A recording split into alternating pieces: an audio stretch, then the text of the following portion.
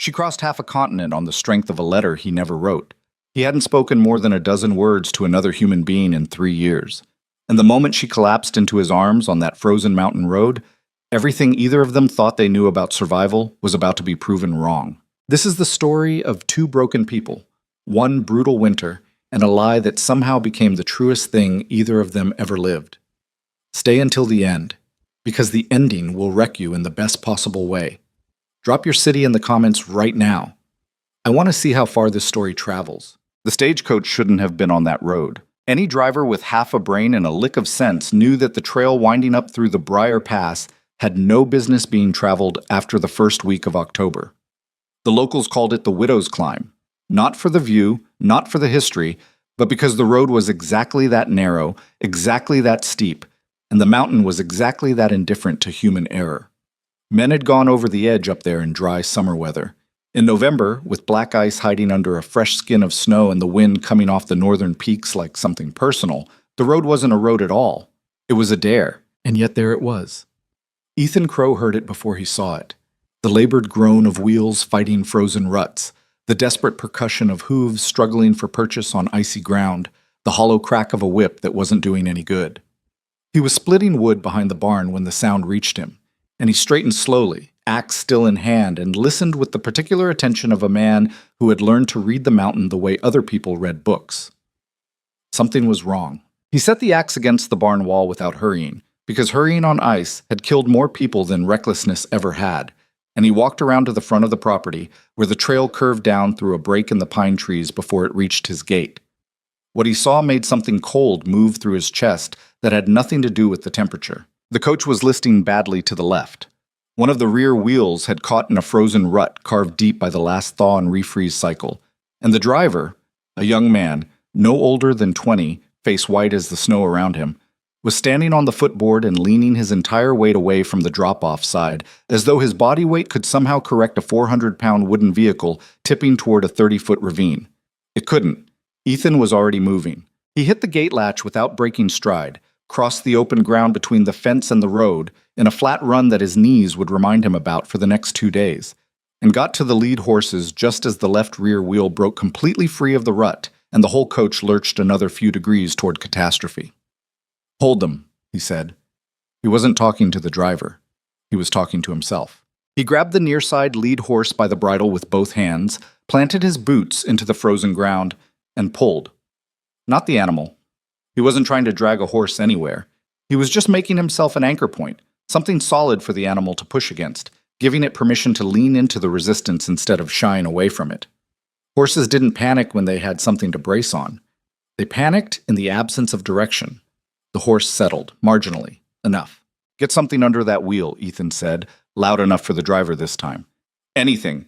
Branch, rock, whatever's within arm's reach. Do it now." The young driver scrambled off the footboard and half slid, half stumbled to the roadside, yanking a broken branch from the snowbank and jamming it under the sunken wheel with the frantic energy of someone who had very recently understood how close to dead he was. It took 7 minutes to get the coach level. Ethan knew because he counted. Counting was something he did when he needed to keep his hands busy and his mind from going somewhere he didn't want it to go. It was a habit he'd developed in the years since Margaret died, when the silence of the ranch had started to feel less like solitude and more like something alive that was slowly filling up the space inside his chest. When the coach was stable and the horses had stopped shaking and the driver had sat down in the snow and put his head between his knees, Ethan finally looked at the coach door. It was closed. He hadn't thought about passengers. The coach was a freight run. That's what the livery and Harwick used this route for, since no sensible passenger would book passage up the Widow's Climb in November. He'd assumed he was dealing with cargo, crates, maybe a strongbox. He walked to the door and opened it. The smell hit him first, the stale warmth of a small enclosed space that had been occupied for too long, the sharp edge of cold seeping through the gaps in the wood, and underneath both of those, something faint and unidentifiable, like dried flowers or old letters. Then he saw her. She was folded into the corner of the rear bench in the way that people arrange themselves when there's no one watching and comfort is the only consideration. Knees drawn up, coat pulled tight, one gloved hand pressed flat against the wall of the coach, as though she'd braced herself there at some point and simply forgotten to let go. Her hair was red, Not the polite auburn that some women called red, genuinely, aggressively red, the color of embers when a fire is almost out. And it had come loose from whatever arrangement it had started the day in and was spilling across the collar of her coat in tangled waves. She was asleep. Or she looked like she was asleep. Her eyes opened when the cold air came in. They were darker than he'd expected, green, but the kind of green that had a lot of gray in it, like pine trees in the rain. And they were sharp. That was the first thing he noticed, before the hollows under her cheekbones, or the way her lips were dry and cracked from the cold. Whatever else this woman was, she wasn't foggy. She came awake looking at him with the direct, measuring attention of someone who had learned not to trust first impressions, but was going to gather the data anyway. "Is it over?" she said. Her voice was lower than he expected. Steady.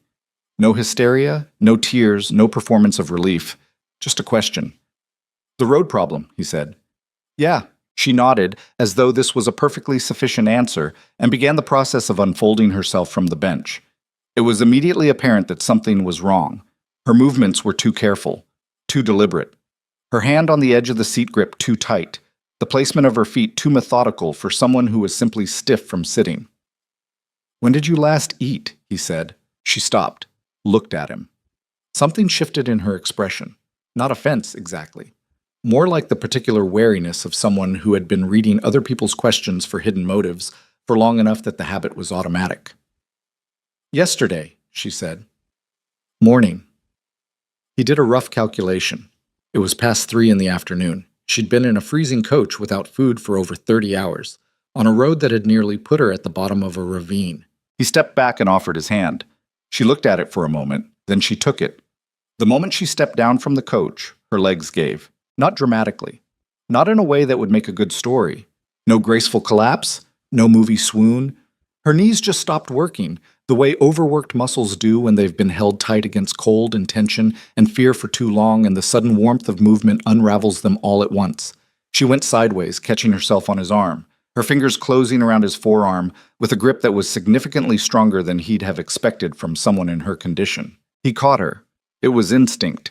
His arm went around her shoulders before he'd made any decision about it, and she was lighter than she should have been, which bothered him in a way he didn't examine. Her face was close to his for a moment, the moment it took for her to find her balance again. He could see that her skin was pale with cold, and something else, something underneath the cold, and her eyes were doing that thing again, that measuring, where she was cataloging him the same way he was cataloging her. "I'm fine," she said, and her voice was still steady, which he respected against his will. "Sure," he said. "I am." I didn't argue. She found her feet, let go of his arm, straightened her coat with the precise, practiced movements of someone maintaining dignity, because dignity was one of the few things still in her possession. That was when she said it. She looked at him. Not at the house, not at the land, not at the mountains behind him. At him, specifically, with those gray-green eyes that had already decided to be honest about something she hadn't planned to say out loud yet. "I'm your bride," she said. The wind moved through the pines. Somewhere up the slope, a branch dropped its load of snow with a soft collapse. Ethan Crow stood on the frozen road in front of his ranch and looked at this woman he had never seen before in his life and said nothing for long enough that the driver, still sitting in the snow with his head in his hands, looked up to check if someone had died. "No," Ethan said finally. "You're not." Her name was Violet Hale, and she had the marriage letter to prove it. She produced it from somewhere inside her coat, carefully folded, handled so many times that the creases were soft, and the paper had taken on a slightly different texture at the fold lines. She held it out to him without offering an explanation, which told him she'd already been in situations where explanations came after evidence. He took it, read it. It was his name. His address. A detailed description of the ranch that was accurate enough to be uncomfortable. The number of cattle, the location of the spring, the view of the northern peaks from the front window. Whoever had written this knew this land. The handwriting wasn't his. He'd have known his own handwriting in a blizzard at midnight. He'd been writing in the same cramped, slightly left-leaning hand since he was 8 years old, and his father had corrected him out of a natural right-handed slant. The letter in his hand was written in a neat, rounded script that was nothing like his. He read it twice, folded it back along its existing creases, handed it back. "I didn't write that," he said. She took the letter, looked at it. and he watched something move across her face. Not surprise exactly. More like the particular exhaustion of someone who had already considered this possibility and had been hoping very quietly that they were wrong. "I know," she said. That stopped him. "You know." "I suspected. On the road. When things started—" She stopped, pressed her lips together. "The coach nearly went over twice before that last time. I had a while to think. He studied her. You suspected the letter was forged, and you kept coming. I had nowhere else to go." It was said simply. No self-pity in it. Just the flat, unornamented truth of someone who had burned through their options and was reporting the results. He had no answer for that. He wasn't sure there was one. "Come inside," he said. Jessette. The cabin was not a welcoming place. Ethan knew that in the abstract way that people know things about themselves that they've long since stopped caring about. It was functional. It was warm. The wood stove in the main room was the size of a small table, and it did its job with the reliability of a well-trained animal. The table was clean because he cleaned it. Mess drove him crazy in a contained space. But the walls were bare.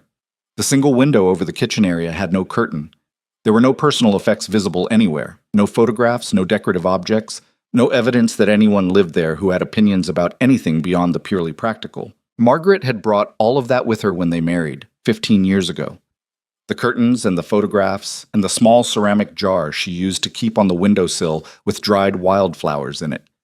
She'd brought the quality of homeliness to the cabin, the way people carry warmth in themselves. And when she died, all of it had gone with her. He hadn't removed it, exactly. He'd just stopped noticing it was gone until the absence was the only thing left. Violet Hale stood in the middle of the main room and took it in without commenting. She was still doing that cataloging thing. He'd gotten used to it very quickly, which surprised him. "Sit," he said, nodding toward the table. She sat. He put water on for coffee, got the bread he'd baked 2 days ago, and the salt pork he'd had curing since October.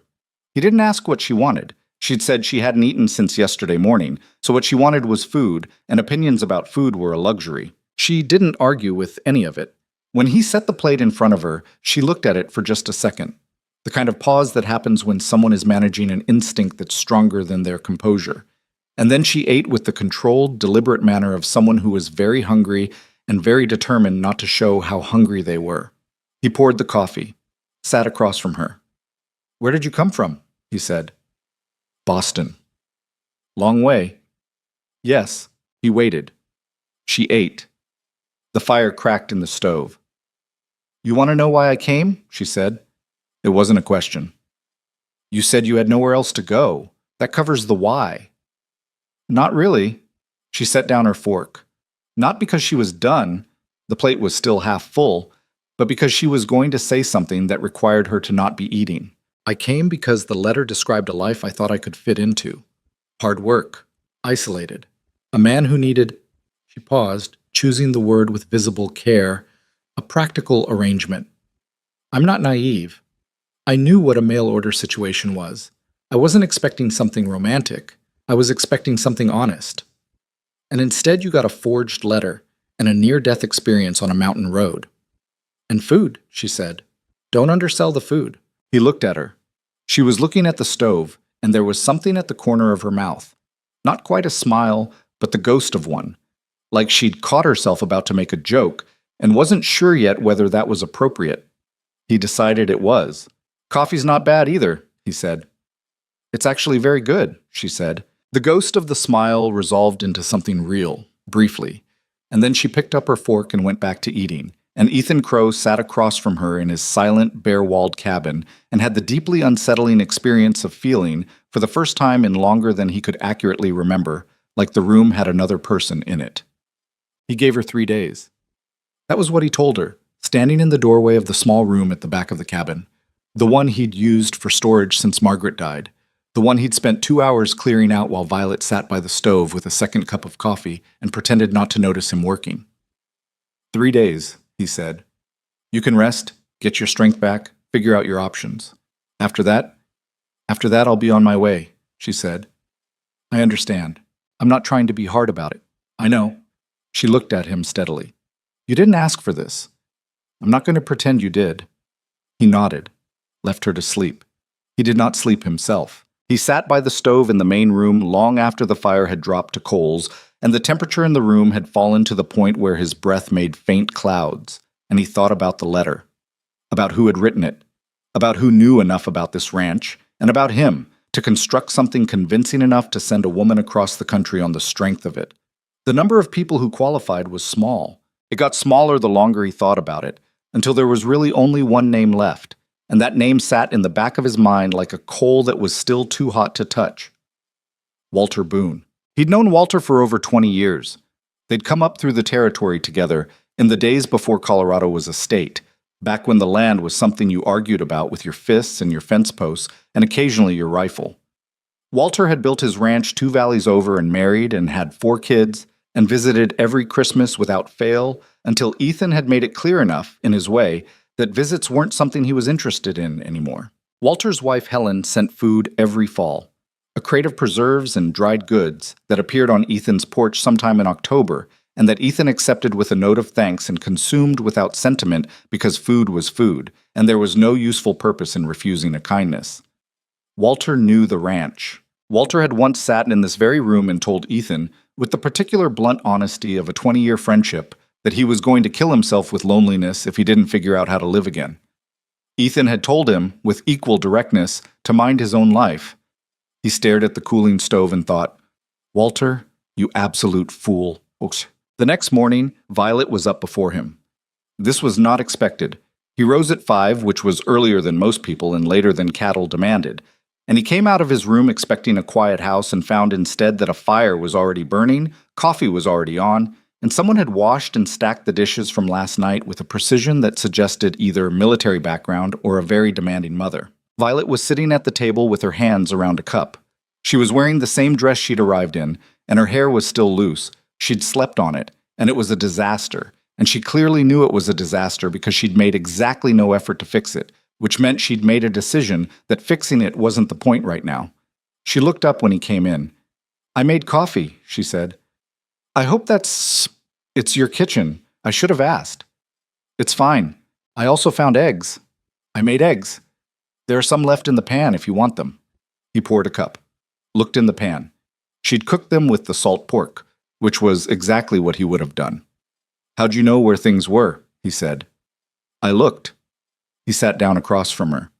"You went through my kitchen." "I made you breakfast," she said, with a precision that was also somehow an apology and somehow not an apology, which was a complicated combination, and she was pulling it off better than he'd have expected. He ate the eggs. They were good. "I've been thinking," she said after a while. "About what?" "About the 3 days." She set down her cup.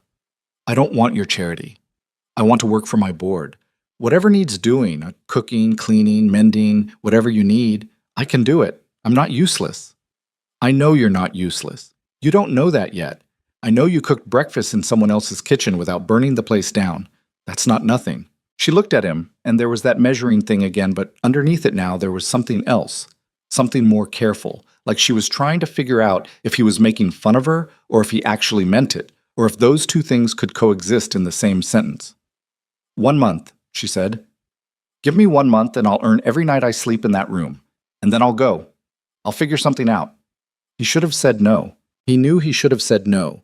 He could feel the no sitting right there at the front of his throat, reasonable and uncomplicated and correct.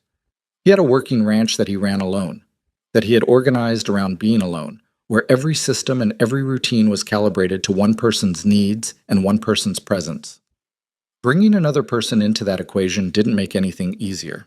He also knew that she had nowhere to go, that Boston was 2,000 miles away and whatever she'd left there was something she hadn't been able to stay for, that the nearest town was 11 miles down a road that was currently drifted badly enough that the coach that brought her up had already turned around and wasn't coming back until the weather broke. He looked at her across the table. Her coffee cup was still warm. She'd made it right. Not too strong, not watered down.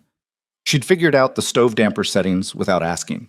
She was sitting straight in the chair of a man she didn't know, in a mountain she hadn't planned to be on, making the most direct practical argument she could make, because practical arguments were what she had, and she was going to work with what she had. He recognized that.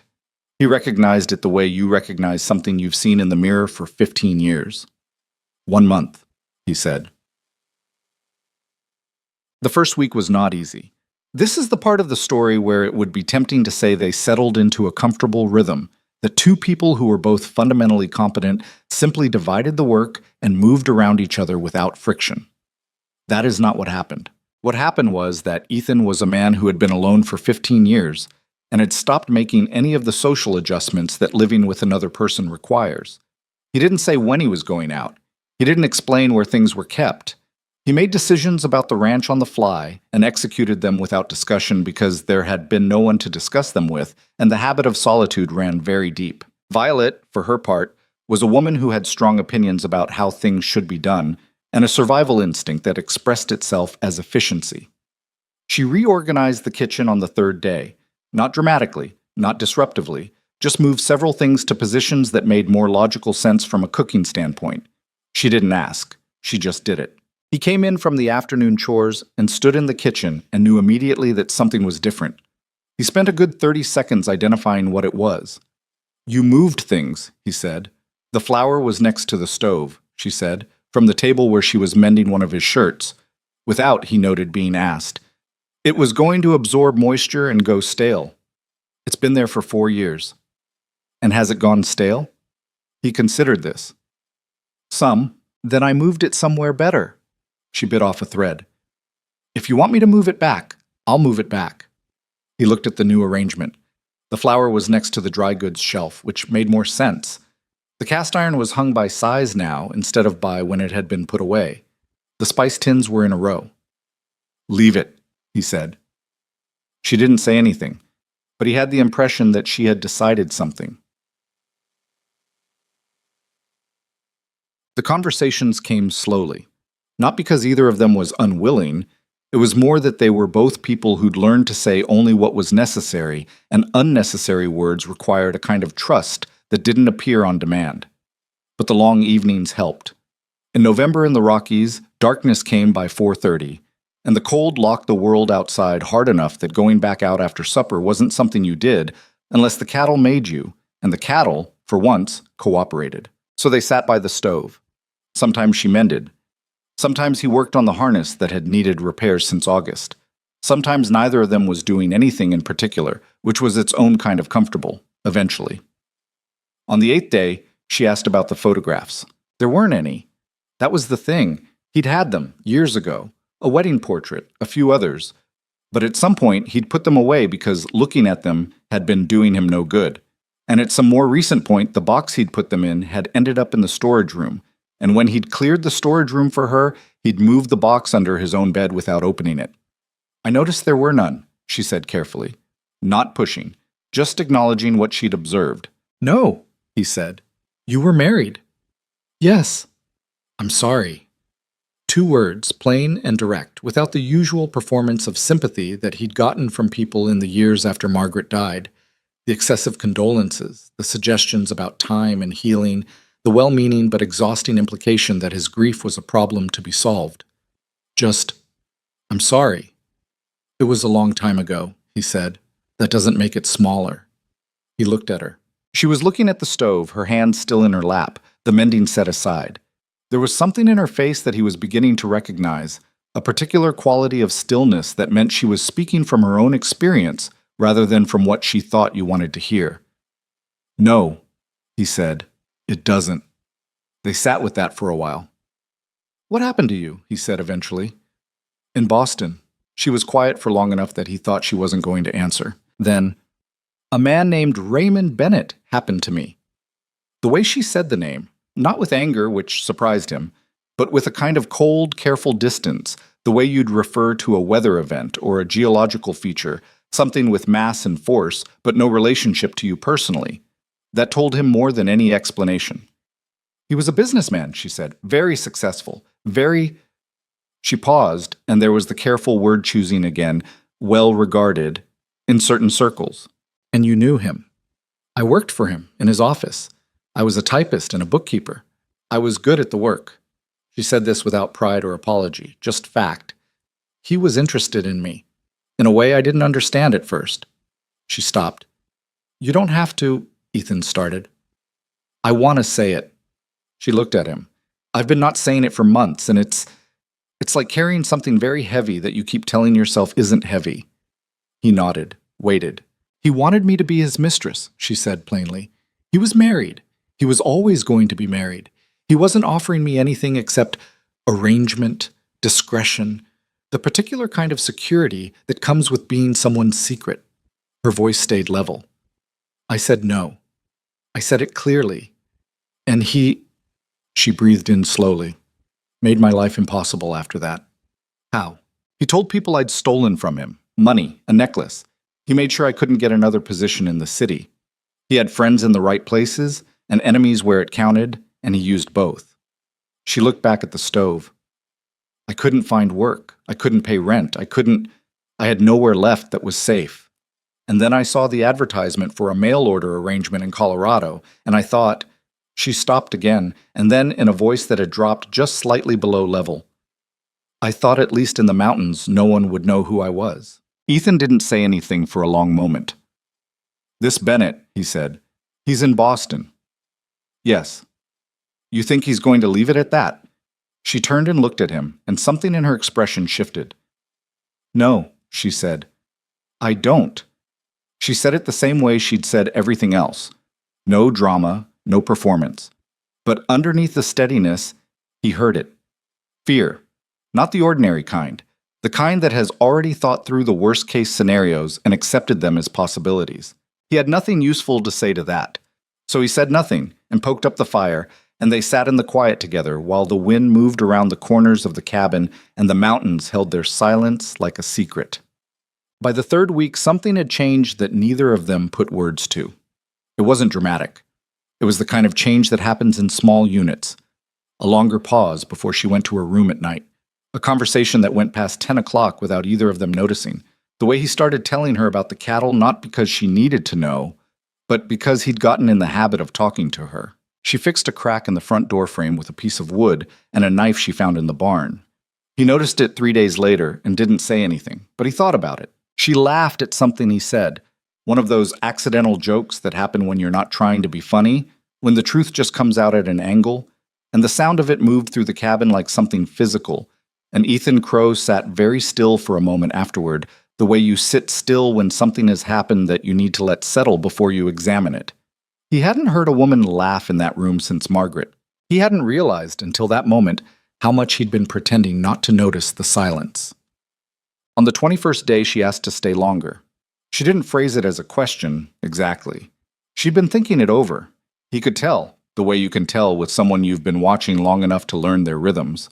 She had the careful word look. I know the month is almost up, she said. 3 days, he said. I know. She folded her hands on the table. I'd like to stay. Not because I have nowhere else to go. I mean, that's still true. But that's not the only reason. He waited. I'm useful here, she said. I know that's a practical argument, but the work matters to me. Being useful matters to me. And She stopped, and for the first time in 3 weeks, the steadiness faltered. Not much, just a small crack in the surface. I don't want to leave yet. He looked at her. Outside, the wind had dropped for the first time in a week. The afternoon light was hitting the snow at an angle that made the whole valley below the ranch look like something someone had painted to be beautiful on purpose. All right, he said. All right. Stay. He stood up and picked up his coat from the peg.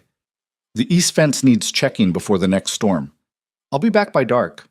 He was at the door when she said, Ethan. He stopped. Thank you, she said. He didn't look back. Don't thank me yet, he said. Winter's not even half over. He went out into the cold, and he stood on the porch for a moment before stepping off it, and the mountains were all around him in their silence, and he breathed the sharp air and thought about nothing in particular and everything at once. The cabin behind him felt different than it had yesterday. He wasn't ready to say what that meant. He might never be ready, but he noticed it, walking out to the fence in the long slant of afternoon light. He noticed it, and he did not try to argue himself out of it. That, in itself, was something new. Ma'am. The month became 2. The cold deepened. And somewhere far to the east, in a city of cobblestones and gaslight and power concentrated in the hands of men who never forgot a refusal, a man named Raymond Bennett was reading a letter from a private inquiry agent in Denver. The letter contained an address, and Raymond Bennett, who had destroyed softer obstacles than a Colorado mountain rancher, reached for his pen. The letter arrived on a Tuesday. Ethan rode down to Harwick to collect supplies and found it waiting at the post office. A single envelope with his name written in handwriting he recognized before he'd finished reading the return address. He stood at the post office counter for a moment, turning it over in his hands, then tucked it into his coat pocket, and didn't open it until he was back on the road, sitting on the wagon seat with the horses stopped and the pine trees pressing in close on both sides, and no one around to watch his face while he read. Ethan, I know you know it was me. I'm not going to insult you by pretending otherwise. I also know you're probably angry enough to ride over here and say so in person, and if that's what you need to do, come ahead. I'll have coffee on. But before you do, I want you to think about the last time you laughed. Not smiled, laughed. Really think about it. Because I tried to remember and I couldn't come up with an answer, and I've known you for 20 years. Walter. Ethan folded the letter, put it back in his pocket, clicked the horses forward. He was angry. He'd been angry since the night he'd sat by the cooling stove and worked out the arithmetic of who knew enough to write that letter, and the anger had settled into something low and steady over the following weeks. The kind of anger that doesn't burn hot because it's too certain of itself to need to. But the question Walter had asked was sitting in his chest in a way he couldn't dislodge, and he was honest enough with himself to know why. He couldn't answer it either. He got back to the ranch in the late afternoon and found Violet in the barn, which was not where he'd left her. She'd taken it upon herself to mend a section of the hay storage partition that had been sagging since September. He could see she'd done it with a piece of barn board and 4 nails, and done it correctly, which was more irritating than if she'd done it wrong because it meant he had no grounds for objection. There's a loose board on the left stall gate too, she said, without looking up from the partition. I know. I didn't touch it because I wasn't sure which tools you wanted used on it. He set down the supplies he'd carried in. You could have asked. You weren't here. He looked at her. She was wearing one of his old work coats over her dress, the one he kept on the barn hook for cold mornings, and she'd rolled the sleeves up and there was sawdust on her forearms and her hair was doing what it always did in the wind, which was whatever it wanted. She looked entirely unbothered by this. Walter Boone wrote the letter, he said. She stopped what she was doing and turned around. Your friend. 20 years. Why? He pulled the letter from his pocket and held it out. She read it. He watched her face because he'd gotten better at reading it over the past weeks, the small calibrations of expression that told you where she actually was underneath the controlled surface. When she finished, she handed it back. He was trying to help you, she said. He lied to you. He sent you across the country on a forged document. Yes. She leaned against the partition. And you could have put me back on the coach that first day. You didn't. He didn't have a response to that, which was happening more often than he was comfortable with. Are you going to confront him? She said. I'm thinking about it. What would you say? That he had no right. She was quiet for a moment, looking at him with that direct, considering look. Would that be the whole truth? She said. He put the letter back in his pocket, picked up the supply boxes. I'll look at that stall gate tomorrow, he said, and went inside. She didn't follow him immediately, and he was grateful for that. She'd learned in the weeks they'd been sharing the space the difference between solitude and avoidance, and she respected the former while seeing straight through the latter. It was an uncomfortable quality in a person. He was getting used to it. He didn't write to Walter that week, or the week after.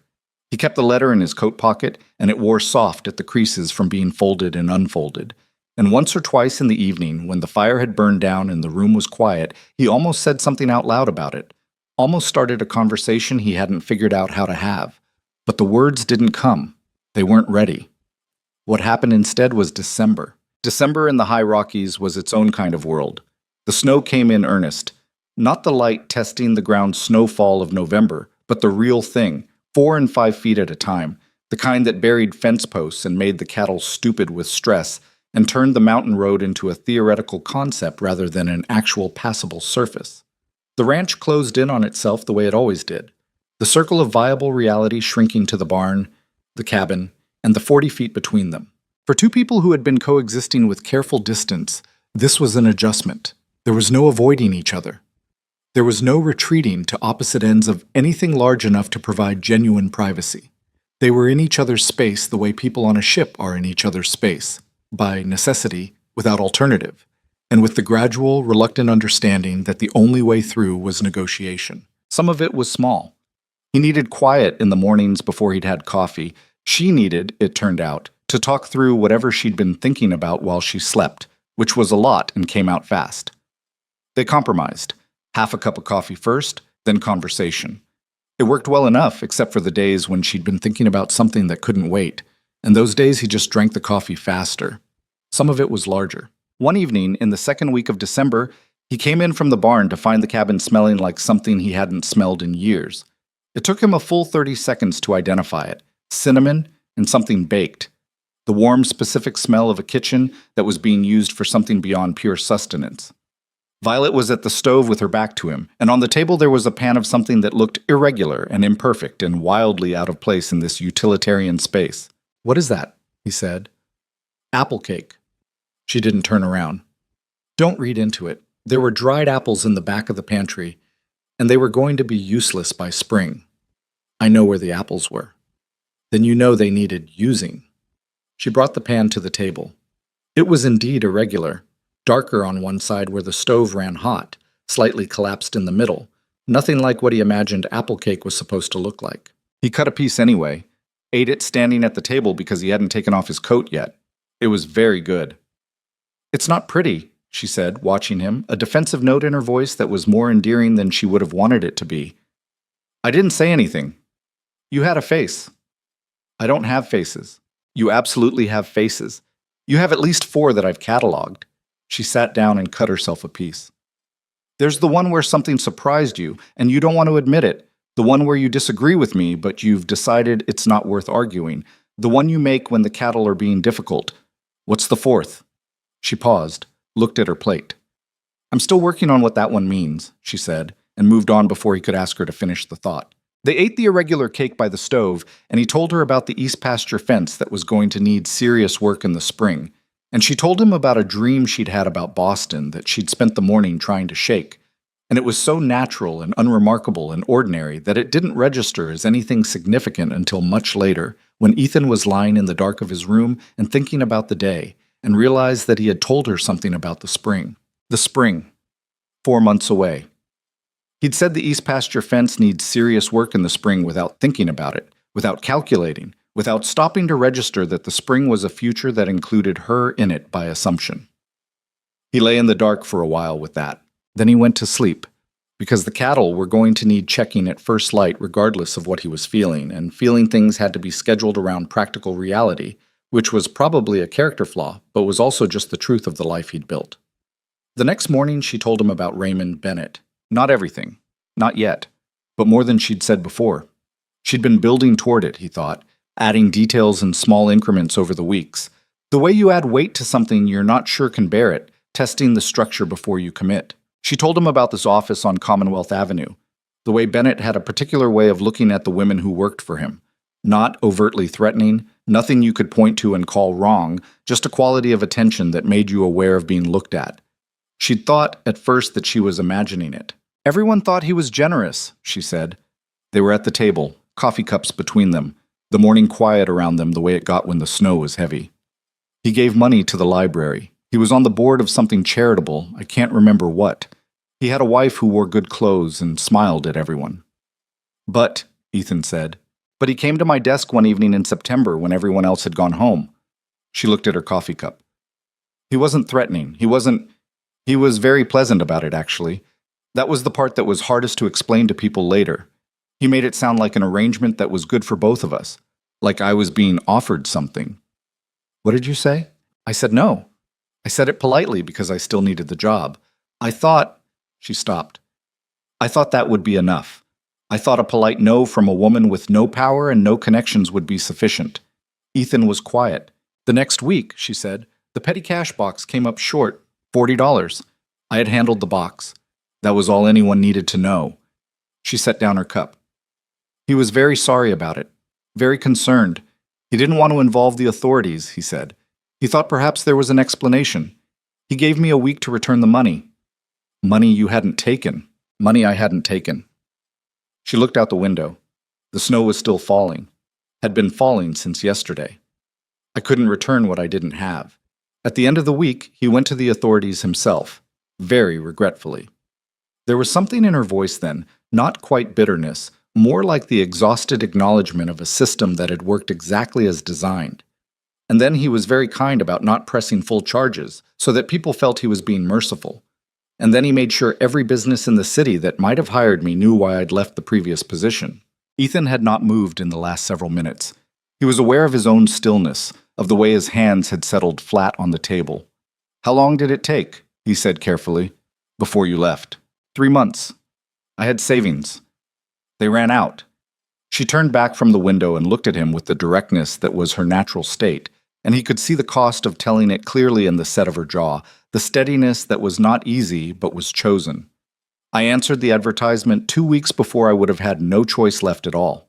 He thought about the woman who had stepped out of that coach, the controlled eating, the grip on the seat when her legs gave out, the way she'd said I had nowhere else to go with a flatness that had told him it was the simple truth and not a dramatic statement. He thought about Walter's letter in his coat pocket. "You said before," he said slowly, "that you didn't think he was going to leave it at Boston." "No." "What do you think he does next?" She was quiet for a moment. The fire shifted in the stove. "He finds out where I went," she said. "He's thorough. He has money to be thorough." She looked at her hands. "And then I think he does whatever damages me most. That's what he does. He doesn't lose. It's important to him not to lose." Ethan looked at her for a long moment, at the woman sitting at his table in his kitchen in the middle of a Colorado winter, who had mended his clothes and moved his flour and reorganized his cast iron and made an imperfect apple cake, and told him the truth when she could have told him something softer. "When something comes," he said, "and I think you're right that something comes, we'll deal with it." She looked at him. "Ethan, I didn't say it would be easy. I said we'd deal with it." She opened her mouth and then closed it, and something happened in her face that she didn't quite manage to control. A brief, involuntary crack in the surface, gone almost before it was visible. She looked back down at her coffee. "All right," she said quietly.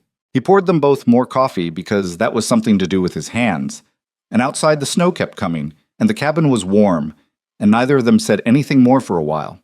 But the silence was different than it had been in November. It had company in it now.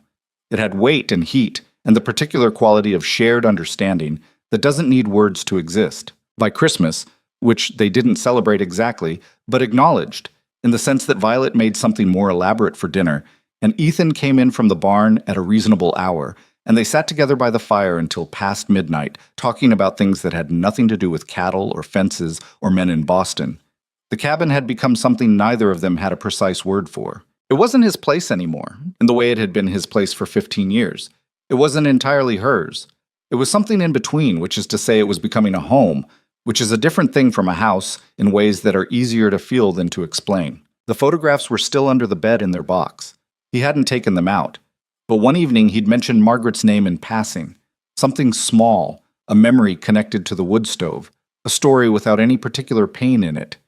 And the fact that the name had come out without costing him something was itself a kind of information. The east fence needed work in the spring. He was starting to think about the spring. January came in hard, the kind of cold that didn't just sit on the land but pressed into it, into the barn boards and the fence posts and the gaps around the window frames that Ethan had chinked twice already and would need to chink again before February. The cattle bunched together in the pasture and breathed clouds and moved as little as possible, which was the only sensible response to 12 degrees below zero. Ethan spent his mornings breaking ice in the water troughs with an axe, a job he'd done alone for 15 years without thinking much about it, and spent his afternoons doing the 100 other small, urgent things that a ranch in deep winter demanded. Violet brought him coffee at the water trough on the 4th morning. She appeared at the barn door with 2 cups and crossed the yard without comment and held one out to him. She was wearing his old coat again and a pair of his work gloves that were too large for her hands, and a scarf wrapped twice around her head in a way that should have looked ridiculous and somehow didn't. He took the cup, drank it standing in the cold beside the trough, with ice chips still floating in the dark water and the steam rising off both cups and the mountains white and absolute in every direction. "You didn't have to come out," he said. "The coffee was going to get cold either way," she said. "Seemed more useful to bring it to you." He looked at her sideways. She was looking at the mountains with the expression she got sometimes. Not wistful exactly, but the look of someone filing something away, like she was memorizing the view in case she needed it later. Does it get like this every January? She asked. Most years. Sometimes February's worse. She absorbed this without complaint. That was a thing he'd learned about her. She didn't complain about conditions. She complained about injustice, about dishonesty, about things that were within human power to fix and hadn't been.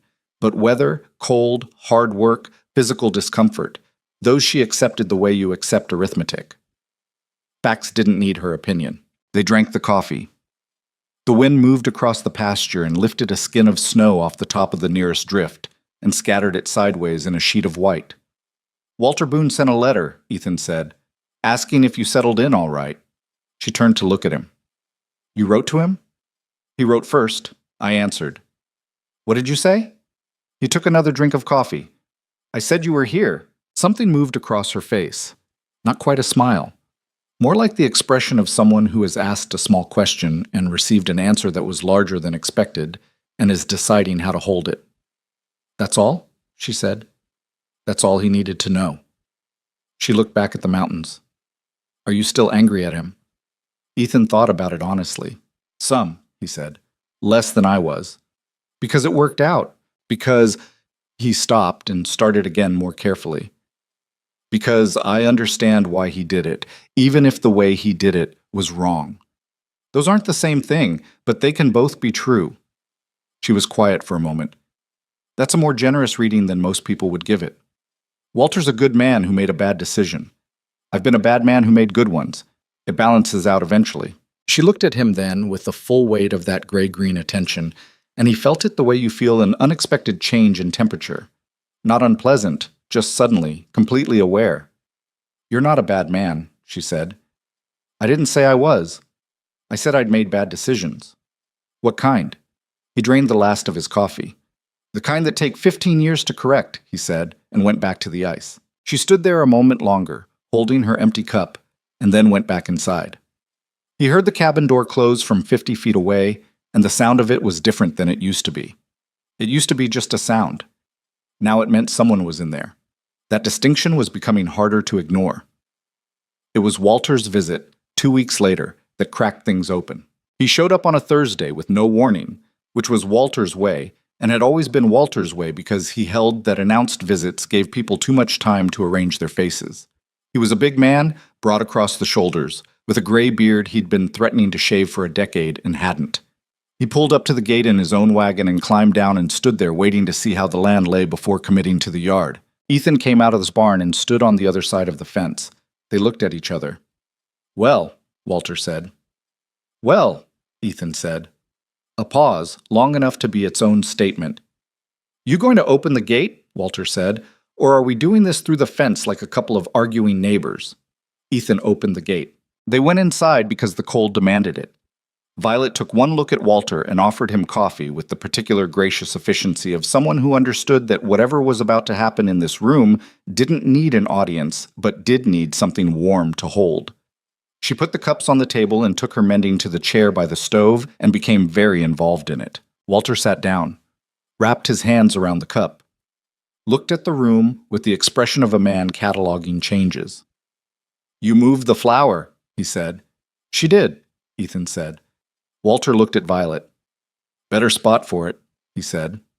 Thank you, she said, without looking up from the mending. Walter looked back at Ethan. He had the grace to look slightly uncomfortable, which was not a state he occupied often. I'm not going to apologize for the intent, he said. I'll apologize for the method. The letter was wrong. Sending her across the country without her knowing the full, that was wrong, and I knew it was wrong when I did it. And I did it anyway. Yes, Ethan said. That's all you've got? Yes. What do you want me to say, Walter? I don't know. Something. You've had 2 months to think of something. Ethan looked at him across the table. Walter, who'd sat with him through the worst winter after Margaret died, and hadn't said a single word about healing or moving on, had just made coffee and shown up every few weeks, and been present in the way that some people know how to be present, which is mostly just by not leaving. Walter, who apparently had decided at some point that presence wasn't enough, and had taken matters into his own hands in the most characteristically Walter way possible. You should have told me, Ethan said. If you were that worried, you should have said it plainly. I did say it plainly 3 years ago, and I told you to mind your own life. Yes, you did. Walter took a drink of coffee.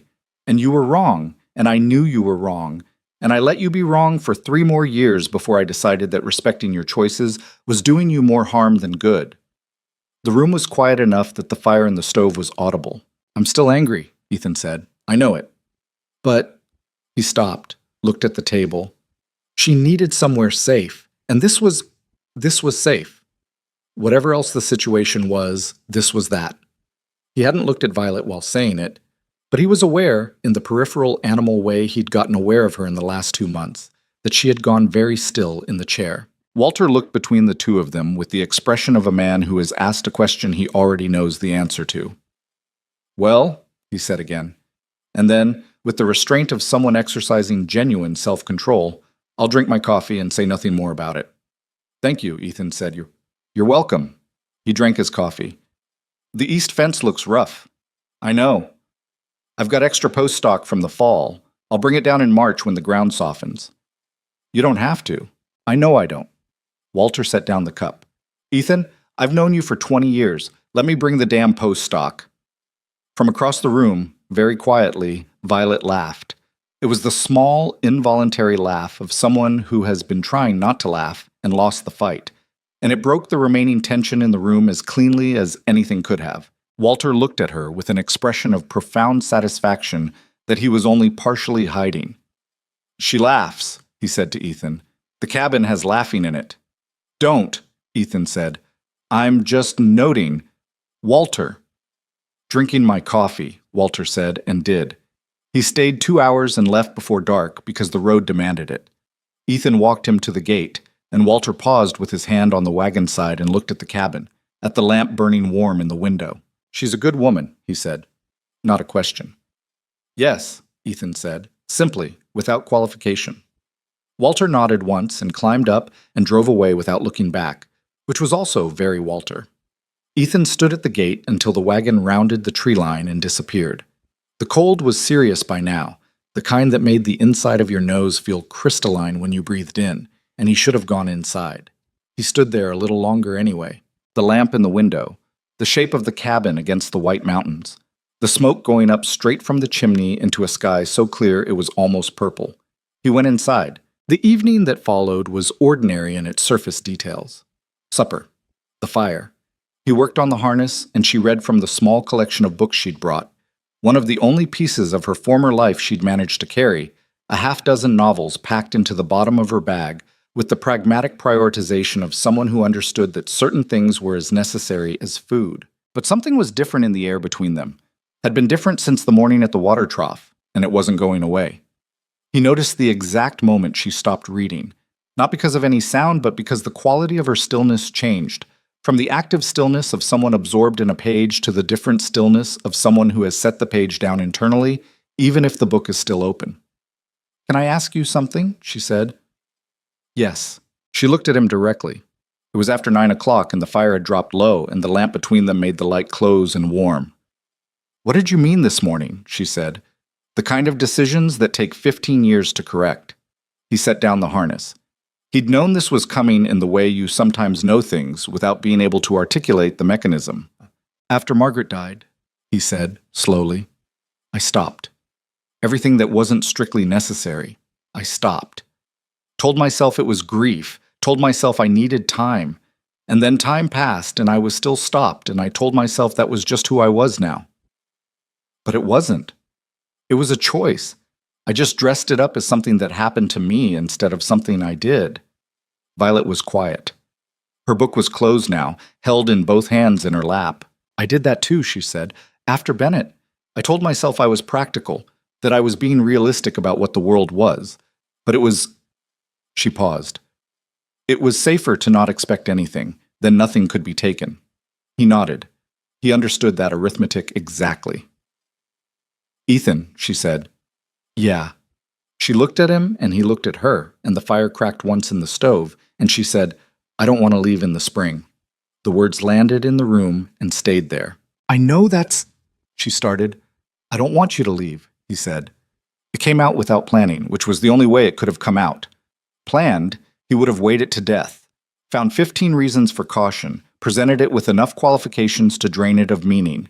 Instead, It just fell out of him, simple and complete and true. She looked at him for a long moment. He could see the place in her where the response was forming. Not the controlled, measured response she used as default, but something underneath that. "I'm afraid of that," she said. "Of what?" "Of wanting something." Her voice dropped slightly. "I've been wrong about things being safe before." "I know." He leaned forward, elbows on the table, because this required proximity, required her to be able to read his face the way she'd learned to. "I'm not asking you to not be afraid. I'm asking you to stay anyway." She looked at him for a long time. He let her look. He didn't rush it or fill the silence. Then she stood up from the chair, and he stood up from the table, and she crossed the room to him, and he met her halfway, and he kissed her in the lamplight, with the fire low and the mountains outside full of dark and cold, and it was nothing like the careful managed exchange of two people being sensible. It was 15 years of silence ending badly and correctly and all at once. When they stepped back from each other, she had one hand pressed flat against his chest, and her eyes were bright with something that was not entirely comfortable, and not entirely sad, and not entirely either. "I'm still afraid," she said. "Yeah," he said. "Me too." She made a sound that was almost a laugh. Not a happy one, exactly, but the sound of someone who has recognized a truth about themselves and found it unexpectedly companionable. They stood there at the middle of the cabin floor for a while without moving, his hand at her waist and her hand on his chest, and the lamp burning between where they'd been sitting, and neither of them said anything else because there wasn't anything else necessary.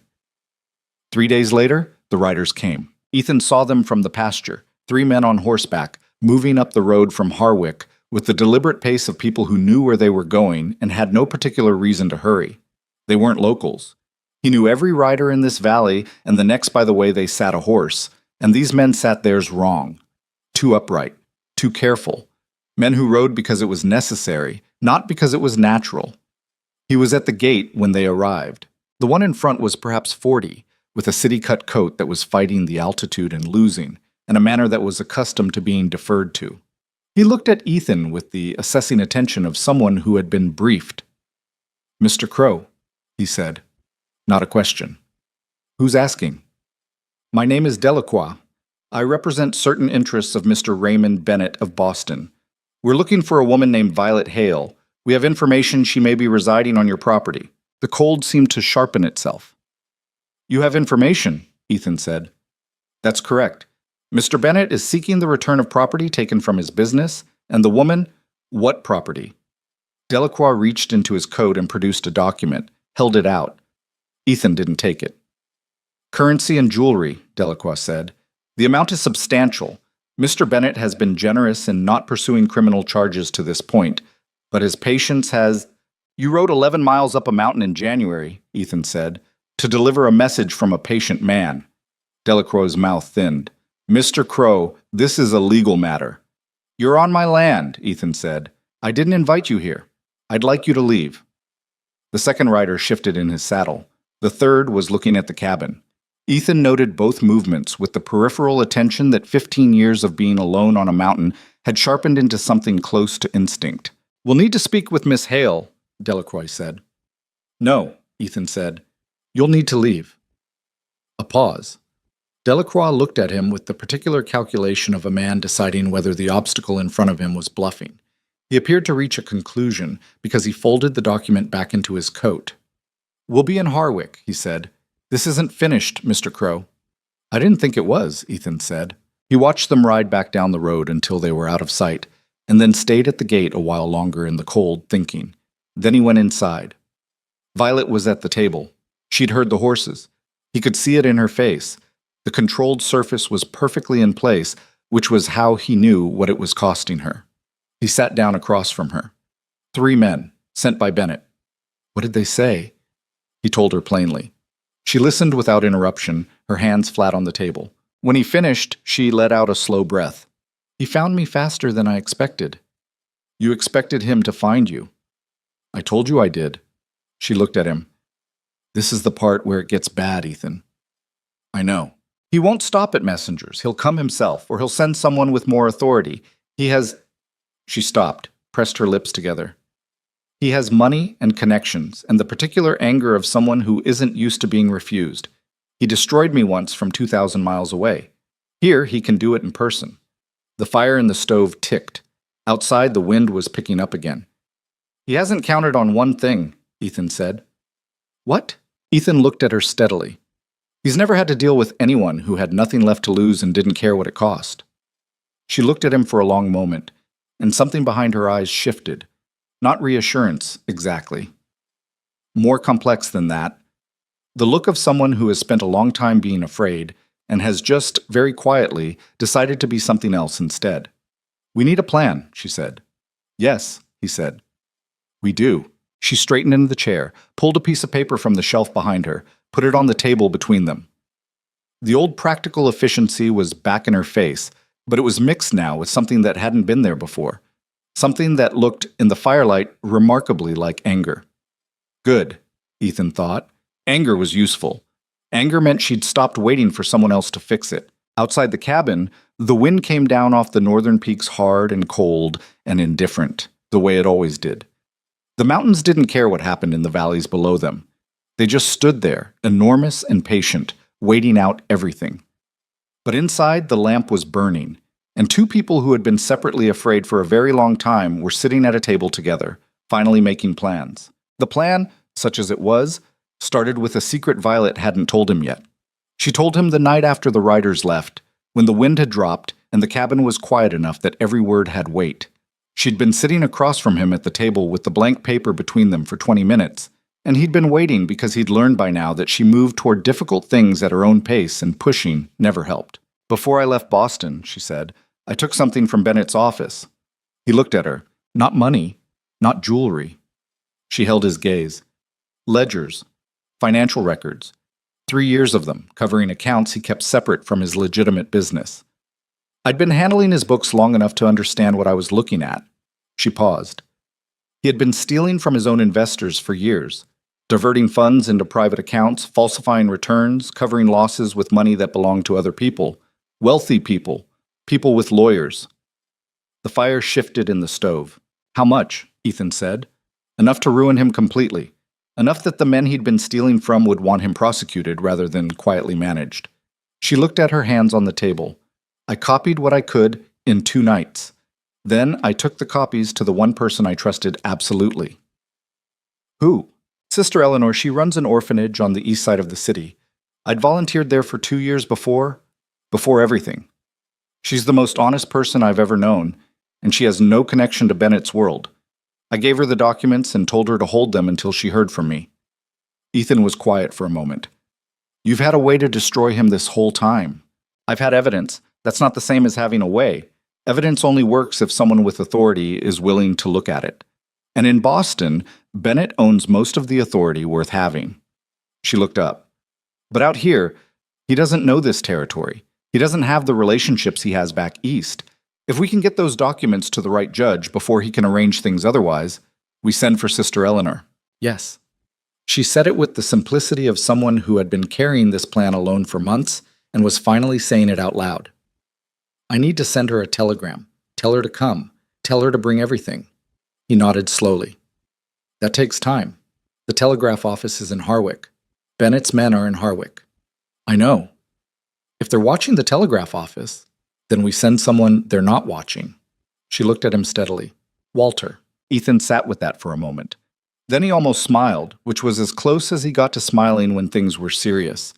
He'd be furious if we didn't ask him. I thought so too. He rode to Walter's ranch the next morning before full light. Walter listened to the entire story standing in his own kitchen in his long underwear and boots, arms crossed, with the expression of a man who is absorbing information and calibrating his outrage simultaneously. When Ethan finished, Walter said nothing for 10 seconds. Then, she had the documents this whole time. Yes. And she came here anyway. She had nowhere else to go. I told you that part. You told me she said that. I didn't understand the full picture. Walter uncrossed his arms, picked up his coat from the hook. I'll go to Harwick today. I'll send the telegram myself and I'll do it from the dry goods counter while buying flour, because Delacroix and his people don't know me, and flour gives a man a reason to be in a store. He paused. This is going to get worse before it gets better. Yes, Ethan said. Bennett's going to come himself. Probably. Walter looked at him with 20 years of friendship behind his eyes. You ready for that? No, Ethan said honestly. But it doesn't matter. Walter nodded once. Go home, he said. I'll handle the telegram. Ethan got back to the ranch by mid-morning. He didn't tell Violet about the conversation with Walter in detail, just that it was handled, that the telegram would go today. She received this with a nod and went back to what she'd been doing, which was mending the same shirt she'd been mending for 3 days because her hands needed something to do while her mind worked. They waited. Waiting was its own particular cruelty. There was nothing to do with the anxiety except carry it around the ranch in the cold, doing the daily work that the cattle demanded regardless of anything else. Ethan checked the water troughs. He repaired the loose board on the stall gate that she'd pointed out in November. He did the work the same way he'd done it for 15 years, except that now there was someone at the cabin window sometimes when he looked up, a shape moving behind the glass, and that shape meant something to him that he was still figuring out how to hold. On the third day, Delacroix's men rode back up the mountain. This time there were 5 of them. The 2 extra were local. He could tell by the horses, by the way they sat, by the fact that one of them was a deputy's badge that caught the flat winter light. Harwick's deputy sheriff was a man named Colfax, who Ethan had no strong feelings about in either direction, which was about to change. Ethan was at the gate again. He was always at the gate when they came. It was the narrowest point, the place where numbers mattered least. Delacroix had a piece of paper this time. Mr. Crow. His voice had a different quality now, more formal. He'd found his authority in the 3 days between visits. I have a warrant for the arrest of Violet Hale on charges of theft and fraud issued by the Territorial Court at Denver. Deputy Colfax is here to execute it. Colfax looked uncomfortable, which was information. Let me see it, Ethan said. Delacroix handed it down. Ethan read it carefully. It was genuine, or genuine enough, which was what money could buy if you had the right people in the right offices and enough time to arrange paperwork. The charge was listed as $3,000 in currency and a pearl necklace valued at $1,200. He handed it back. I want to speak to her first, he said. That's not... She's going to come out of that cabin and get on a horse in 12-degree weather and ride to town. You can give me 5 minutes to talk to her first, or you can come take her yourself, and we can see how that goes. He looked at Colfax, not Delacroix. Deputy? Colfax looked at the warrant, looked at Ethan, looked at the 4 men behind him, 2 of whom were not local and not his people. 5 minutes, Colfax said. Delacroix started to object. Colfax looked at him briefly and he stopped. Ethan went inside. Violet was standing in the middle of the room. She'd heard the horses, heard the voices carrying through the cold air, and she'd already reached her own conclusions.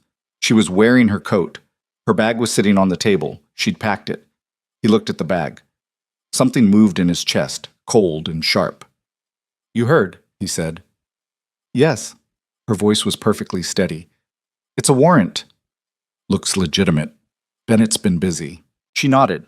She knew this was coming. She'd known it was coming since November, from the night she'd told him about Bennett over cold coffee and a dying fire. She'd been packing that bag in her mind for months. I need you to not do anything, she said. He looked at her. Violet, listen to me. She took a step toward him, and her eyes were direct and fierce and entirely clear.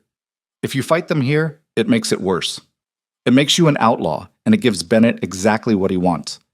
A reason to take everything, including this ranch, including whatever rights either of us have going forward. The only way we win this is in the open, in front of people, where his lies have to stand up next to the truth. And if the truth isn't enough, it has to be. She said it not as optimism, but as the flat refusal to accept an alternative. Eleanor is coming. The documents are coming. We just need enough time. He stood there in the middle of the cabin floor and looked at her. This woman, who had arrived 4 months ago with a forged letter and hollow cheekbones, and enough stubborn practicality to reorganize his kitchen and his entire internal landscape. And he thought about what enough time meant when someone was being taken to a jail in a town 11 miles down the mountain. I'll get you out, he said. I know you'll try. That's not what I said. She looked at him for a moment. Then she reached up and put her hand against his jaw, briefly, the way you touch something you're not sure you'll see again. Don't do anything that can't be undone, she said. Promise me. He covered her hand with his. All right. She picked up her bag. He walked her out to where the horses were waiting, and he watched Colfax help her mount with more courtesy than the situation strictly required, which told him Colfax at least had some remaining decency in him. Delacroix looked satisfied in the particular way of men who have confused legal authority with personal victory. They rode down the mountain. Ethan stood at the gate until they were out of sight, and then he went inside and stood in the middle of the empty cabin, and the silence was different from any silence he'd lived in for 15 years. It was not the silence of solitude. It was the silence of something taken. He did not stand there long. He rode to Walter's before noon. Walter already knew news moved fast in small territories, and Colfax had a wife who had a particular relationship with information. Walter met him at the door with the expression of a man who has been expecting this and hates being right. "She's in the county lockup," Walter said. "For now. Delacroix is trying to arrange a transfer to Denver." "How long do we have?" 3-4 days, if we're lucky. The road's still rough enough that moving a prisoner isn't simple." Walter folded his arms. "Eleanor?" "No word yet. It's been 3 days. Boston is a long way." "I know it is." Walter was quiet for a moment. "Ethan, if the documents don't come, they'll come. But if they don't, Walter," he looked at him, "they'll come." Walter looked back at him for a long moment, and whatever he saw in Ethan's face apparently settled something, because he uncrossed his arms and reached for his coat. "I'm coming to town with you," he said. "Don't argue." He didn't argue. Harwick in February was the kind of small that turned everyone into everyone else's business. 300 people, one main street, one hotel that doubled as a boarding house, one saloon that was also the best source of territorial news. The arrest of a woman at the Crow Ranch had made its way through every establishment by the time Ethan and Walter rode in, and he could feel the town watching him from behind windows and over counter edges as he tied his horse at the rail outside the sheriff's office. The sheriff was a man named Aldous Pruitt, 60 years old, with the careful temperament of someone who had survived 2 territories and intended to survive a third. He received Ethan in his office with the expression of a man who already has a headache and can see more coming. "She's comfortable," Pruitt said before Ethan could ask. "She's in the back room, not the cell. I'm not putting a woman in that cell over a business dispute from Boston." "Delacroix know that. Delacroix can have an opinion." Pruitt leaned back in his chair. "I've been reading this warrant, Ethan. It's legal. I can't ignore a legal warrant." "I know. But the man who arranged it showed up here 3 days before it was issued, which is interesting timing, and the witnesses named on it are 2 men who rode in with him from out of state, and I've been doing this long enough to know what that smells like." "What does it smell like?" "Like someone who bought what they needed and is hoping I don't look too hard at the receipt." Pruitt looked at him steadily. "She got anyone who can speak for her?" "Someone's coming from Boston. Should be here inside a week." "I can hold the transfer request for a week. Maybe a little longer if the road cooperates." "I appreciate it." "Don't appreciate it yet. Bennett's arriving tomorrow." The words sat in the room. "Tomorrow," Ethan said. "Came in on the wire this afternoon. He's bringing his own lawyer and 2 additional witnesses." Pruitt's voice was carefully neutral. "Man moves fast when he wants something." Ethan rode to the hotel and arranged a room for himself for the next week. He paid in cash because that was what he had, and he wasn't going to apologize for it. Then he went to the back room of the sheriff's office, where Violet was being held. Not a cell, as Pruitt had said, but a storeroom with a cot and a lamp and a window that looked out on the alley. She looked up when he came in. She'd been reading. Of course she had. She'd brought a book. And she lowered it with the expression of someone who has been waiting but won't say so. "Pruitt's decent," he said. "I know. He brought me supper." She paused. "Bennett's coming." "Tomorrow." She absorbed this. "How much time do we have?" "Pruitt can hold the transfer a week, maybe more." "Eleanor needs to be here before the hearing." "I know." She set the book down on the cot and looked at him through the lamplight. She looked tired. Not broken, not defeated, just tired in the way of someone who has been carrying a weight at a particular angle for a long time, and the muscles are starting to register it. "I keep thinking about the flower," she said. He blinked. "What?" "The flower. When I moved it from next to the stove. You said it had been there 4 years." She looked at her hands. 4 years of slightly stale flour because there was no one to notice it should be somewhere else. She paused. "I don't want to go back to being someone who has nowhere to notice things." He pulled the chair from the corner and sat down close enough that the lamp was between them, throwing light on both their faces. "You're not going back to anything," he said. You don't know that. "I know it the same way I know the east fence needs work in the spring. Some things you just know." He leaned forward with his elbows on his knees. "We are going to get through the next week. Eleanor is coming with the ledgers and the letters and everything she has, and we're going to put it in front of a judge and let Bennett's entire constructed life fall apart in public where everyone can see it." She looked at him. "And if something goes wrong, something will go wrong. Something always goes wrong. We'll deal with it when it does." She almost laughed. The same almost laugh from the cabin, the one that happened when reality said something too bleak to be purely tragic. That's not exactly comforting. No, but it's true. She leaned back against the wall and looked at the ceiling for a moment. "I keep thinking about what he's going to say. Bennett, he's very good at saying things. He makes everything sound completely reasonable even when it's completely wrong." "Let him," Ethan said. "Let him say everything he's got. Because when Eleanor walks into that room with 3 years of financial records, everything he said is going to have to sit next to the truth. And the truth has numbers in it." She looked back down at him. Something in her face had shifted slightly. Not to peace exactly, but to the particular steadiness of someone who has made a decision and is standing in it. "Ethan," she said. "Yeah. When this is over," she stopped. "When it's over," he said, "we're going home." She looked at him for a long time.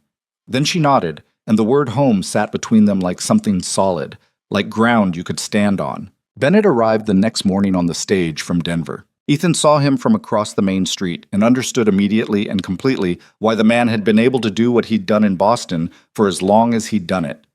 He was perhaps 50, well-dressed in a way that was understated enough to seem like it wasn't trying, with the kind of face that suggested reasonable intelligence and comfortable authority. He moved through the street the way powerful men move, not rushing, not showing effort, radiating the assumption that the world would arrange itself around him given sufficient time. He looked around the main street of Harwick with the specific expression of someone making calculations. Then his eyes found Ethan. There was a moment of mutual assessment that lasted perhaps 5 seconds. The two of them on opposite sides of a muddy street in a mountain town in February, and nothing was said and nothing needed to be said because the situation was sufficiently clear on its own terms. Bennett looked away first. He went into the hotel. Ethan stayed where he was a moment longer, in the cold, in the mud, in the mountain town that was his territory, and not Bennett's, and let himself feel the anger that he'd been keeping at a managed distance for the past weeks. He let himself feel it fully, cataloged it, and then packed it back down into the place where it would be most useful. Not in his hands, not in his mouth, but somewhere quiet and load-bearing, somewhere it could do structural work. Then he went to send another telegram to Boston, because Eleanor needed to understand that the timeline had moved, and that whatever she was doing, she needed to do it faster. The next 4 days were the longest of his life, which was saying something given that he'd had 15 years of long days to compare them to. Bennett met with Pruitt. Bennett's lawyer met with the territorial circuit judge who happened to be in Harwick for the month, a fact Bennett had clearly known before he arrived, which meant his information network extended further into this territory than Ethan had hoped. Witnesses were deposed. Documents were filed. The machinery of legal pressure turned with the greased efficiency of money applied in the right places, and on the third night, someone threw kerosene through the hotel window. Ethan was in the chair outside Pruitt's back room when the fire bell started. Not sleeping, just sitting in the dark in the particular half-present state of a man whose body is resting and whose mind is not. He was moving before he'd consciously registered what the sound meant, out the door and into the street where the orange light was already visible 2 buildings down. The hotel was on fire. The ground floor was not yet fully involved, but the east wing, where the overflow guests were put, where Violet had been moved when Pruitt decided the storeroom wasn't appropriate for a week-long stay, was lit from inside with the specific quality of light that meant accelerant. He went through the front door without stopping. The smoke hit him in the lobby. Not the worst yet, but thick enough that his eyes started watering immediately, and the air had a chemical edge underneath the wood smoke that confirmed what he already knew. Kerosene. The stairs to the east wing were clear, but the hallway at the top was not, and he went through it with his arm across his face and his boots finding the floor by feel when the smoke dropped below knee level. Her door was the third on the left. He hit it with his shoulder without knocking, which was not a courtesy situation, and the door gave on the second impact, and he went in low because the smoke was thinner near the floor, and she was already awake. Of course she was already awake. She'd heard the fire bell the same as everyone, and she was at the window trying to assess the drop to the alley below. "Don't," he said. "It's too far. Come here." "The hall. I just came through it. We have a minute. Come here." She came. She took his hand and he pulled her arm across his shoulder, and they went back through the hallway that was worse than it had been 30 seconds ago.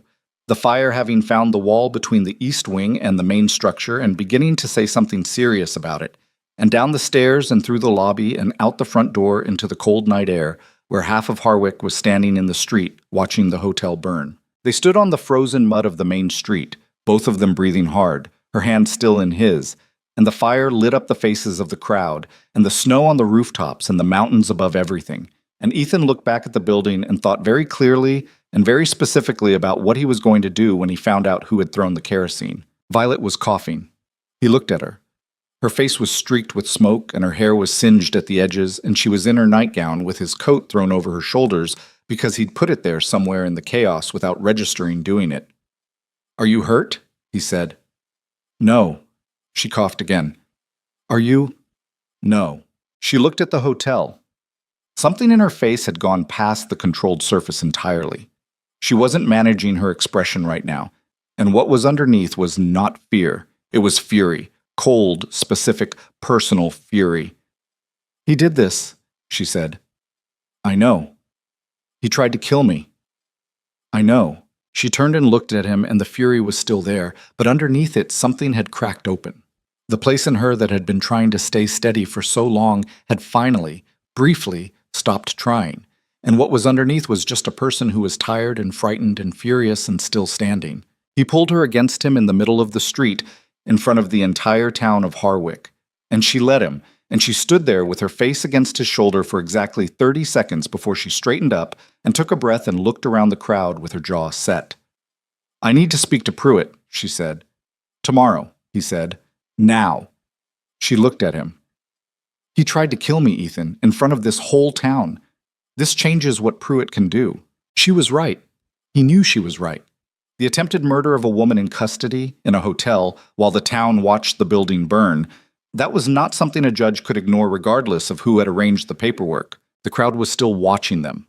Men from the saloon, women in their coats, the hardware store owner who'd been the first to come out with a bucket, Colfax, standing to the left, whose face had the expression of a man who has been a minor instrument of something he now deeply regrets. And across the street, in the doorway of the general store, Raymond Bennett. He was watching the fire. His expression was carefully arranged into the appropriate civic concern, but his eyes moved to Violet and something passed across his face. Something quick and controlled, gone almost before it registered. Violet saw it. Ethan felt her go still beside him in a way that was different from her usual stillness. This was the stillness of someone who has just seen a confirmation of something they already knew. "He's going to try to run," she said quietly. "If Eleanor doesn't come tomorrow, he's going to decide this has gone wrong enough, and he's going to run." Ethan looked across the street. Bennett was already turning away from the fire, moving toward the hotel. No, past it, toward the stable at the end of the block. "Pruitt," Ethan said, loud enough to carry.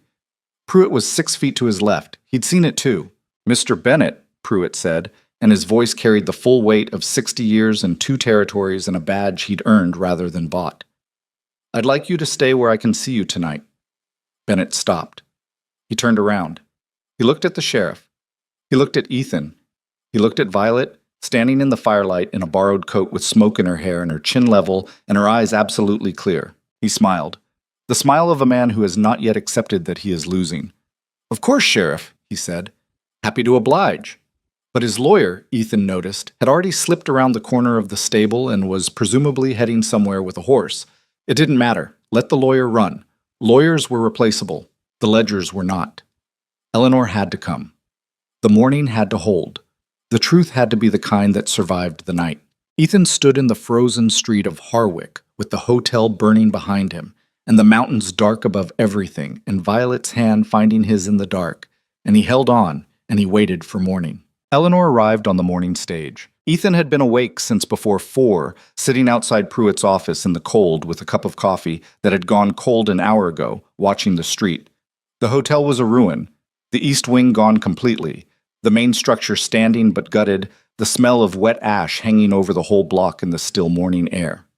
Harwick had turned out to help with the bucket line the night before, which was what small towns did, and the effort had saved the adjacent buildings even if it hadn't saved the hotel itself. Nobody had slept much. Pruitt had kept Bennett in the saloon under what he diplomatically called protective custody and what was, by any honest measure, house arrest without the paperwork. Bennett had accepted this with the careful compliance of a man conserving his energy for the next move. His two imported witnesses had taken rooms at the boarding house. Delacroix had disappeared sometime around midnight, which Pruitt noted in his log with the neutral precision of a man who suspects he knows where this particular thread leads. The stage came in at 7:15. Ethan was at the depot before it stopped. Sister Eleanor was not what he'd pictured. He'd constructed, from Violet's description, an image of someone soft-spoken and gentle, the kind of person who ran an orphanage in the way of quiet religious devotion. What stepped off the stage was a woman of perhaps 60 with iron-gray hair and a face that had the particular set of someone who had spent decades dealing with difficult realities and had long since stopped being surprised by them.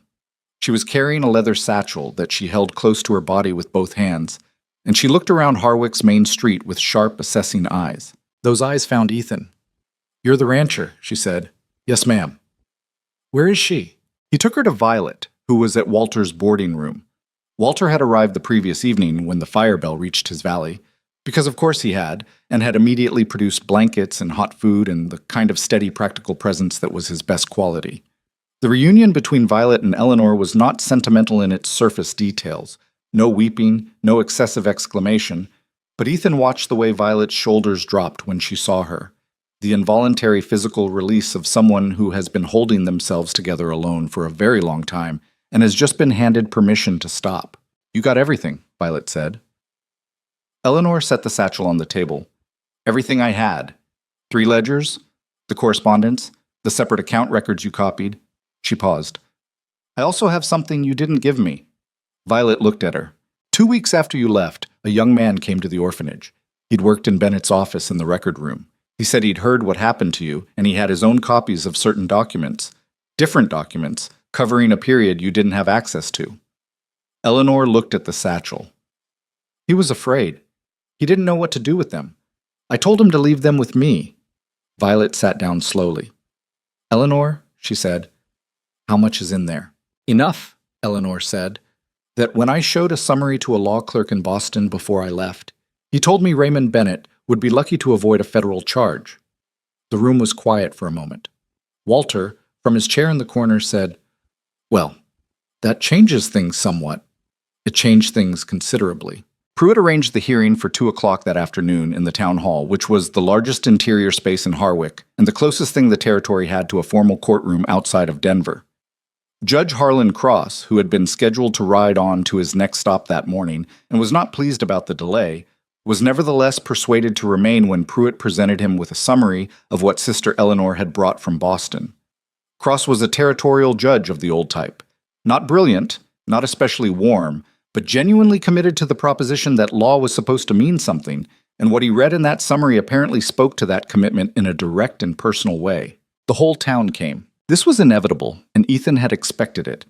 Harwick was 300 people, and the past 24 hours had given them a burning hotel, an attempted murder, and the dramatic arrival of a nun from Boston carrying a leather satchel, and no reasonable accounting of human nature could have kept them away. They filled every chair in the town hall and stood along the walls 3 deep, and the noise of them subsided only when Pruitt came in, followed by Judge Cross, and then Bennett and his remaining witness, and then Violet and Eleanor. Violet walked in with her head level and her hands quiet at her sides, and she sat down at the respondent's table across from Bennett, and she did not look at him. Not once. Not in the way of someone trying to avoid something, in the way of someone who has decided that he does not merit the attention. Ethan sat in the front row of the gallery with Walter beside him.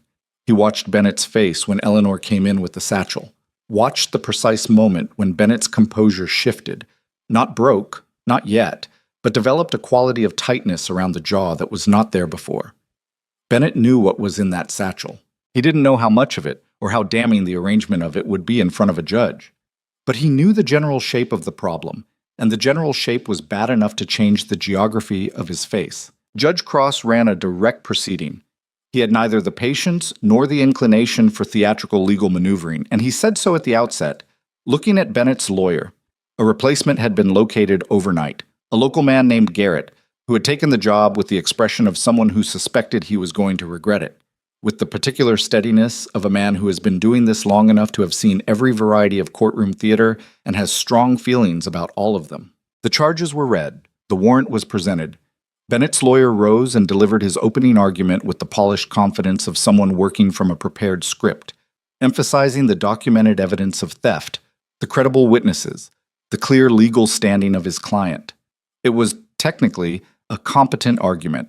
It assumed that the response would be denial, and that denial without evidence was just noise. Then Eleanor opened the satchel. She was not a lawyer. She didn't present the documents with legal formality. She simply placed them on the table in front of Judge Cross and explained, in the plain, methodical language of a woman who had spent 60 years dealing with facts, exactly what each one represented. The ledger for calendar year 1882. The corresponding entries that showed funds transferred from investor accounts into a private instrument. The 1883 ledger with the same pattern expanded. The correspondence between Bennett and a financial agent in New York that used language sufficiently oblique to suggest the writer was aware the content would not bear direct examination. The records from the young man in the record room covering 1884, which showed the scale of the diversion, had grown to the point where several of the original investors were receiving falsified statements that bore no relationship to the actual state of their accounts. The room was very quiet while Eleanor spoke. Bennett's lawyer objected twice. Cross overruled him both times with a brevity that suggested he was increasingly uninterested in the objections. Bennett himself sat at his table with the face of a man who is watching something he built with great care collapse from the foundation upward, and who is trying to calculate in real time whether there is any remaining angle that saves any part of the structure. Ethan watched that calculation happen behind Bennett's eyes, and watched it produce nothing, which gave him a satisfaction he wasn't entirely comfortable with, but was not going to pretend he didn't feel. Then it was Violet's turn. She spoke for 23 minutes. Ethan counted because counting was still the thing he did when his hands couldn't be busy. She described the office on Commonwealth Avenue.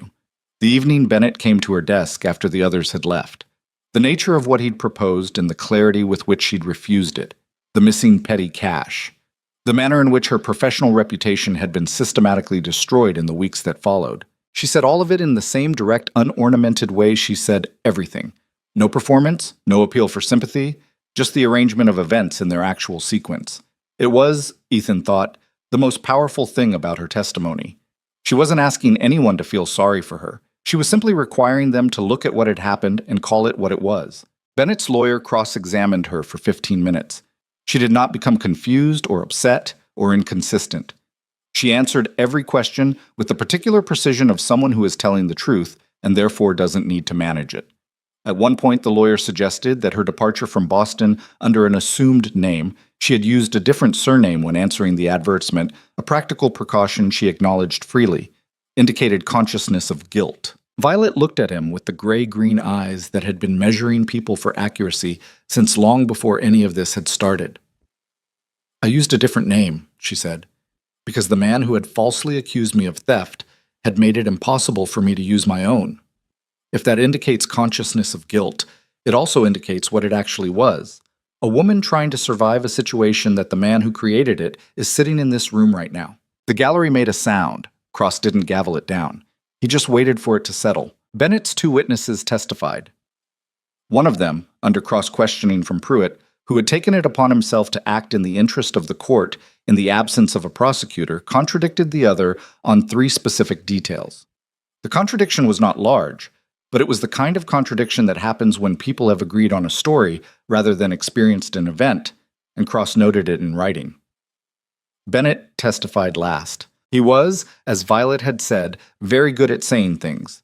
He was calm and credible and expressed himself with the measured concern of a man who has been wronged and is being extraordinarily reasonable about it. He acknowledged that the ledgers existed. He disputed their interpretation. He suggested, with delicate implication, that the documents had been selectively copied and that the full picture would show legitimate business practices that the partial record obscured. Cross let him finish. Then Cross looked at the ledgers. Then he looked at Bennett.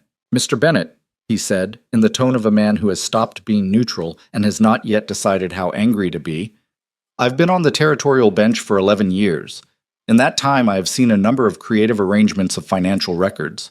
What I have in front of me does not appear to be a selective copy. It appears to be a systematic pattern covering 3 years that would require an extraordinary sequence of coincidences to be accounted for by your proposed interpretation." He paused. "I am going to be requesting that a full federal audit of your business accounts be conducted before any further proceedings. In the meantime," he looked at Pruitt, "the charges against Miss Hale are dismissed for want of credible evidence. The warrant is void." He looked back at Bennett. "Mr. Bennett, I am detaining you pending communication with the Federal District Court in Denver regarding the matter of investor fraud. You will remain in Sheriff Pruitt's custody until I receive instruction." Bennett's lawyer said something. Cross looked at him, and he stopped. The room erupted. Not violently. It was Harwick, not a mob, but with the specific noise of 300 people who have been watching something for 3 hours and have finally reached a conclusion they had opinions about. Ethan sat in the front row and let the noise wash over him and looked at Violet, who was still at the respondents' table, very still, with Eleanor's hand on her arm. She was looking at the table, then she looked up, and she found him in the crowd the way you find a fixed point when everything else is moving, and something passed between them that didn't need description or translation. Pruitt was already moving toward Bennett. Bennett stood and accepted the restraint with the careful dignity of a man who has not yet fully processed that the ground has gone out from under him, which sometimes takes a moment. The moment Bennett's hands were secured behind his back, the last of whatever had been holding Harwick in suspension released, and the room became fully, irreversibly loud. Walter appeared at Ethan's elbow. "Well," he said. "Don't say anything," Ethan said. "I wasn't going to say anything." "You were going to say I told you so." "I was going to say," Walter said with careful dignity, "that the post stock is still available for the east fence whenever the ground softens, which is what I've been saying all along." Ethan looked at him. Walter was trying very hard not to look self-satisfied and failing completely. "The east fence," Ethan said. "Right. In the spring," Walter said. "I'll bring it down in the spring." Violet came through the crowd to them, Eleanor at her side, and she stopped in front of Ethan and looked at him with an expression he didn't have a name for. Relief and exhaustion, and something underneath both of those that was warmer and more permanent. She looked like someone who has put down something very heavy and is still feeling the ghost weight of it in her arms. "It's done," she said. "Not completely," he said. "The federal case will take time." "I know, but—" She stopped. "It's done enough." Eleanor looked between the two of them with the sharp, perceptive gaze of a woman who had run an orphanage for 30 years and had developed strong instincts about the state of human relationships. She said nothing, which was itself a kind of eloquence. They left Harwick the next morning. The road back up to the ranch was brutal. It always was in February. Ice under the packed snow, the horses having to work for every uphill yard. But the sky was clear and the mountains were enormous in their ordinary way, indifferent and absolute and somehow, on this particular morning, not oppressive. Just present. Just the world being the world. Violet sat beside him on the wagon seat, which was not where she'd sat on the first ride up this road 4 months ago. On that ride, she'd been inside the coach, folded into a corner, braced against a drop-off, arriving at a place she hadn't planned for. This was different. She was upright and looking at the mountains, and her shoulder was against his arm in the cold, and neither of them said much on the way up, which was fine because neither of them needed to. When the ranch came into view, the barn, the fence line, the cabin with its chimney that was going to need repointing before next winter, she let out a breath that he felt more than heard. "There it is," she said. "There it is," he agreed. They put the horses up and went inside and built the fire back up from coals, and she made coffee because that was what she did, and he checked the stock because that was what he did. And by noon, the ranch was running on its ordinary rhythms the way it had been running for weeks, except that the particular quality of ordinary had shifted into something neither of them was going to jinx by naming it too precisely. They married in April. It was not a grand event, partly because neither of them wanted a grand event, and partly because grand events required planning energy they were still rebuilding. Walter and Helen drove up and stood in the yard on a morning when the snow was finally pulling back from the south pasture and the first mud of spring was showing through. A circuit preacher who happened to be passing through Harwick was persuaded to make the detour. Eleanor had stayed the winter. ostensibly to oversee the documentation process for the federal case, practically because she had taken a look at the situation and decided she wasn't needed in Boston as much as she was needed here. And she stood with Violet and straightened her collar with the brisk efficiency of a woman who had marshaled orphans through worse occasions than this. The ceremony was short. Ethan stumbled over one of the vows, which was so entirely characteristic that Violet pressed her lips together to keep from smiling, and then stopped pressing and just smiled. Afterward, Helen cried, which embarrassed her and amused Walter. Eleanor produced a cake from somewhere that was significantly better constructed than Violet's first apple cake had been, which Violet noted and filed away as a technical challenge. Walter brought the fence posts he'd promised in February and spent the afternoon with Ethan doing the east fence, while the women sat on the porch in the spring air talking about things the men would never fully know. The federal case against Raymond Bennett concluded in June. The audit had found, in the end, that the full scope of the fraud exceeded what even Eleanor's documents had shown, closer to $40,000 over 4 years, pulled from the accounts of 11 investors who had trusted him with their money and received falsified statements in return. 3 of those investors had engaged lawyers of their own the moment the audit became public, which was the particular kind of consequence that Bennett's careful social construction had never accounted for: the anger of wealthy men who had been made to look foolish. He was convicted on 7 counts. He went to a federal penitentiary in the fall. His wife, Ethan read in the Denver paper that covered the sentencing, had filed for divorce in July, which the paper reported with the neutral brevity of a legal notice, and which contained more story than most novels. Violet read the article twice, set it down on the table, picked up her coffee. "Well," she said. "Yeah," Ethan said. She looked out the window at the summer pasture, the cattle moving slow in the heat, the mountains green at the lower elevations for the first time since he'd arrived here 15 years ago, and she'd never seen them at all. "I don't feel what I thought I'd feel," she said. "What did you think you'd feel?" "Triumphant, something I spent so long being afraid of him." She turned her cup in her hands. "Now he's just gone. And the mountains are still there, and the cattle need water, and the east fence is holding." "The east fence is holding," he confirmed. She looked at him. "Is that what life is? Things end and other things are just still there?" He thought about it honestly. "I think so," he said. "The things that matter don't make noise when they stay, only when they go." She considered this. That's either wise or depressing. Both, probably. She made a sound that was definitely a laugh this time. Not small and involuntary. A real one. The kind that used the whole face. The kind that had been rare in this cabin for 15 years and was not rare anymore. The sewing business started in the fall. This was Violet's idea, and she'd been building toward it for months, taking in mending for the ranching families in the valley, repairing garments that would otherwise have required a 40-mile round trip to Harwick, doing alterations, and eventually some construction from patterns she'd ordered from a catalog.